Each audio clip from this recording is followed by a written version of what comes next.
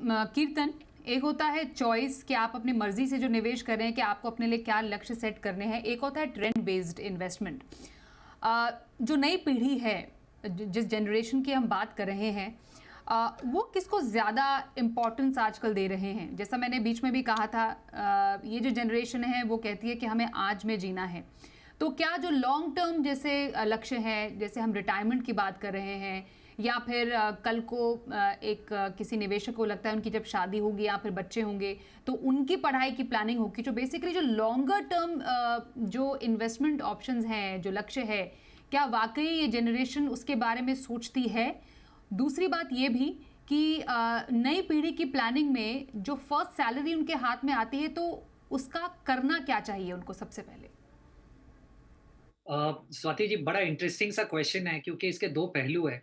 सबसे पहले तो आप क्या पढ़ रहे हो जिससे आपको फाइनेंशियल अंडरस्टैंडिंग आ रही है, और आपको कौन गाइड कर रहा है।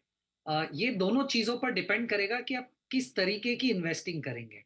जैसे मैं बहुत सारे ऐसे लोगों को भी जानता हूँ जो शायद कोविड में इन्वेस्टिंग क्या है ये सीखे हैं, और जब मार्केट्स ऊपर जा रहा था तो उनको ऐसा लग रहा था कि शायद उनको उसी 1 डेढ़ साल में इन्वेस्टिंग का पूरा ज्ञान आ गया, क्योंकि वो जो भी स्टॉक खरीदते थे वो स्टॉक ऊपर जाता था, राइट? मिलेनियल्स में ऐसे भी लोग हैं जो बहुत सारे कैरी कैरी अवे हो गए बिटकॉइन जैसे प्रोडक्ट्स की वजह से, या जैसे क्षितिज भाई भी बोल रहे थे ड्रीम इलेवन जैसे प्रोडक्ट्स में खेल कर। तो मुझे ऐसा लग रहा है कि आज की पीढ़ी जनरलिस्टिकली आज में जीना चाहती है, ट्रेंड बेस्ड इन्वेस्टिंग करना चाहती है। शायद उनको लंबे समय तक का विजुअलाइजेशन नहीं है प्रोबेबली, या फोमो इतना है आज कि उनको शायद अडेप्टेबिलिटी नहीं है कि उन्हें बिटकॉइंस में पैसा ना लगाकर क्यों सिंपल म्यूचुअल फंड इन्वेस्टिंग करनी चाहिए। पर मुझे ऐसा लग रहा है कि ये प्रोबेबली, जैसे मैंने पहले भी कहा, बहुत डिपेंड करता है कि आपको गाइड कौन कर रहा है आपके इन्वेस्टमेंट जर्नी में। अगर आपको सही लोग गाइड कर रहे हैं तो मुझे नहीं लगता कि आप short term trend based investing करेंगे।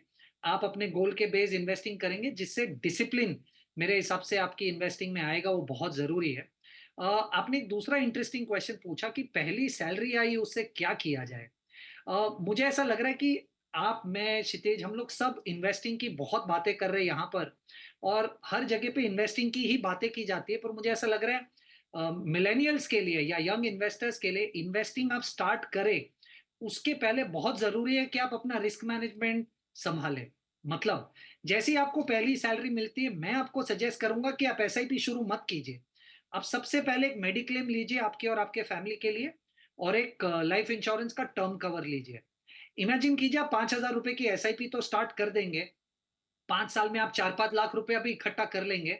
पर अगर अनफॉर्चुनेटली आपको या किसी को भी घर पे कोई मेडिकल इमरजेंसी आ जाती है, तो ये 4-5 लाख रुपए बहुत कम पड़ेंगे, आपको शायद लोन लेना पड़ेगा उसको भरपाई करने के लिए।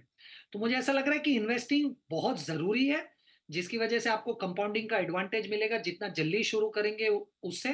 पर सबसे पहले आपको मेडिक्लेम लेना है और आपको टर्म कवर लेना है, क्योंकि वो जो आपको रिस्क मैनेजमेंट प्रोवाइड करते हैं वो इन्वेस्टिंग आपको अर्ली स्टेजेस में कभी प्रोवाइड नहीं कर पाएगा। तो पहले चेक से सबसे पहले मेडिक्लेम और टर्म कवर लीजिए, फिर इन्वेस्टिंग शुरू कीजिए।